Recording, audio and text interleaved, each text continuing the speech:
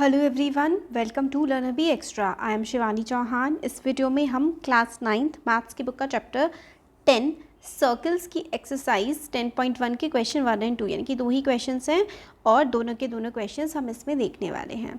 तो ये फिलअप है और ट्रू फॉल्स हैं, तो समझेंगे हम इसको अच्छे से। और इससे पहले के जो चैप्टर्स हैं वो हमने कवर कर रखे हैं, साइंस, इंग्लिश, मैथ्स, एसएसटी सब कुछ हमारा कवर्ड है। अब हमारा मैथ्स चल रहा है। तो पहला क्वेश्चन है, इसमें हम लोगों को पढ़ना है फिलअप्स। तो क्या है, the centre of a circle lies in dash of the circle. तो सर्किल का जो सेंटर है वो कहाँ लाया करता है। अब एक बार ज़रा देखो, ये मैंने सर्किल बनाया है।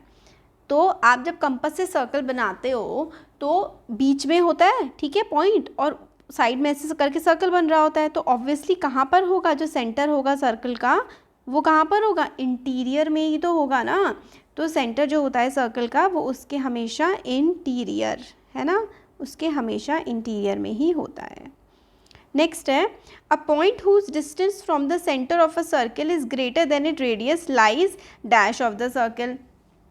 तो देखो, एक पॉइंट है, इस तरीके से सपोज करो ये सर्कल है, ठीक है। अब इसमें अब point whose distance from the centre, यानी कि सेंटर से जो उसका डिस्टेंस है वो रेडियस से ज़्यादा है। मतलब रेडियस ये हो गया, सेंटर से जो उसका डिस्टेंस है वो क्या है, रेडियस से भी ज़्यादा है। अब अगर रेडियस से ज़्यादा सेंटर से डिस्टेंस होगा ना तो वो पॉइंट हमेशा बाहर की तरफ ही होगा। तो lies exterior of the circle, क्योंकि हमें क्या बोला गया है कि सेंटर से ऐसे करके है तो ये रेडियस है और पॉइंट जो है वो सर्किल के बाहर ही बनेगा अगर इसका जो डिस्टेंस है वो सेंटर से रेडियस से भी ज़्यादा है। तो the longest chord of a circle is, circle की सबसे लंबी कॉर्ड क्या होती है, डायामीटर होती है। ये चीज़ आप लोगों को याद रखनी है कि diameter is the longest chord of the circle. तो डायामीटर क्या होता है, सेंटर से यहाँ से लेकर के ऐसे करके ये जो लाइन जाती है ना, इसको हम लोग क्या कहते हैं, डायामीटर कहते हैं। और डायामीटर जो है वो सबसे बड़ी कॉर्ड होती है किसी भी सर्कल की।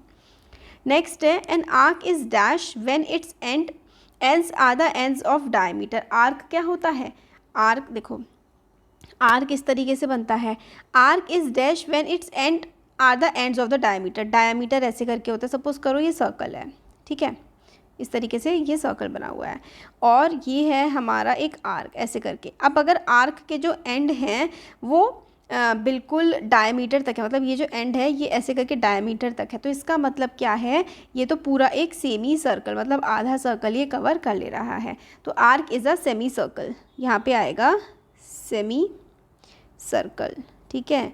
Arc is a semi circle when its end are the ends of diameter. Arc क्या है, आर्क एक सेमी सर्कल है जब उसके एंड्स जो हैं वो डायमीटर के एंड से रिलेटेड हैं, ठीक है। तो arc is semi circle when its end are ends of diameter. ये हो गया। अब देखो, segment of a circle is the region between an arc and the circle. Segment of a circle, segment, ठीक है, of a circle is a region between arc and a circle. तो इसका क्या हो जाएगा आंसर, इसका आंसर हमारे पास हो जाएगा कॉर्ड, ठीक है। Segment of a circle is the region between an arc and the chord of the circle. Circle divides the plane on which it lies in, कितने, सर्कल कितने पार्ट्स में डिवाइड करता है, circles divide the plane on which it lies in 3 parts, ठीक है, 3 parts में circle जो है किसी भी प्लेन को डिवाइड कर देता है।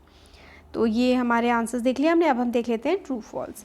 अब ट्रू फॉल्स तो ये हैं, बट इसके साथ साथ ना आप लोगों को रीज़न भी बताना है कि कोई भी चीज़ अगर आप ट्रू है तो भाई क्यों है और फॉल्स है तो क्यों है। तो पहला है, line segment joining the centre to any point on the circle is a radius of the circle. तो देखो ऐसे करके सर्कल है, line segment joining centre of the circle, कहीं से भी जो लाइन सेगमेंट जॉइन कर रही है सेंटर ऑफ द सर्कल वो हमेशा रेडियस ही होगी। तो इसका आंसर क्या है, इसका आंसर है ट्रू, ये बिल्कुल सही बात है। और रीज़न क्या है, any line segment drawn from the centre of the circle to any point on it circle is the radius of the circle and will be of equal length. तो एनी लाइन सेगमेंट, देखो ऐसे करके है, कोई भी line segment जो centre से इसके किनारे तक जा रही है उसको हम लोग क्या कहेंगे, उसको हम लोग रेडियस कहेंगे। और ये सारे के सारे जो रेडियस होते हैं ना वो सबके सब इक्वल लेंथ के होते हैं, जितने भी रेडियस होते हैं सारे रेडियस की जो लेंथ होती है वो बराबर ही होती है। नेक्स्ट है, a circle has only infinite number of equal chords, sorry finite, मतलब ये बात बिल्कुल फॉल्स है, ये बात गलत है, क्योंकि जो सर्कल होता है उसमें इनफाइनाइट, अगर आप इसमें फाइनाइट की जगह इनफाइनाइट लिख देते ना, इनफाइनाइट, नाइट। एक सर्कल में बहुत सारी मतलब कितनी कॉर्ड्स होती हैं, बहुत सारी कॉर्ड्स होती हैं एक सर्कल में, इनफाइनाइट नंबर ऑफ कॉर्ड्स होती हैं। नेक्स्ट है थर्ड जो है, if a circle is divided into 3 equal arcs each is a major arc, तो ये भाई फॉल्स हो जाएगा। अगर सर्कल हम इक्वल पार्ट्स में डिवाइड कर देंगे तो क्या 3 इक्वल पार्ट में डिवाइड कर देंगे अगर सर्कल को हम, तो सारे के सारे क्या मेजर आर्क होंगे? तो ऐसा तो नहीं होगा, है ना। देखो ये 1 है, ये 2 है, और अगर हम ऐसे कर देंगे तो 1, 2 और 3, तो सारे के सारे आर्क इक्वल होंगे? तो ऐसा नहीं होगा। सर्कल को अगर आप लोग 4 पार्ट्स में डिवाइड करोगे ना तो सारे आर्क इक्वल हो जाएंगे, तो ये फॉल्स है। तो for unequal arcs there can be major and minor arc, ठीक है। ये वाला मेजर होगा और एक इसमें से माइनर होगा। सो इक्वल आर्क्स जो हैं वो इस तरीके से 3 पार्ट्स में डिवाइड करके कभी भी नहीं बन सकते। तो इस तरीके से ये आंसर है कि for unequal arcs there can be major and minor arc, so equal arcs on a circle can not be said as a major arc और अ माइनर आर्क। तो हम 3 पार्ट्स में नहीं बना सकते।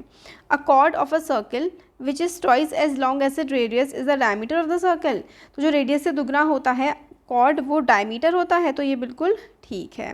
तो ऐसे करके any chord whose length is twice as long as radius of the circle always passes through the centre. तो हमेशा जो कॉर्ड रेडियस के से दुगना होगा वो हमेशा सेंटर से ही पास करेगा, और जो सेंटर से पास करती हुई लाइन होती जाती है और यहाँ से यहाँ पे भी टच कर रही होती है उसको हम लोग डायमीटर बोलते हैं।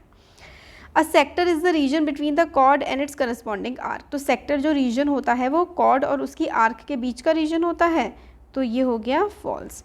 तो सेक्टर जो रीजन होता है ना बिटवीन द 2 आर्क होता है और 2 रेडियाई के बीच का जो सर्कल, 2 रेडियाई, ठीक है, इस तरीके से ये होता है सेक्टर, ठीक है।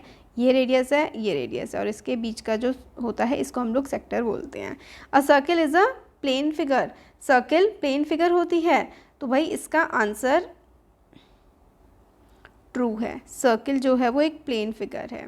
तो circle is a 2D figure, ठीक है, 2D है, 2D फिगर तो प्लेन ही होती है और उसको हम लोग पेपर पे ड्रॉ कर सकते हैं।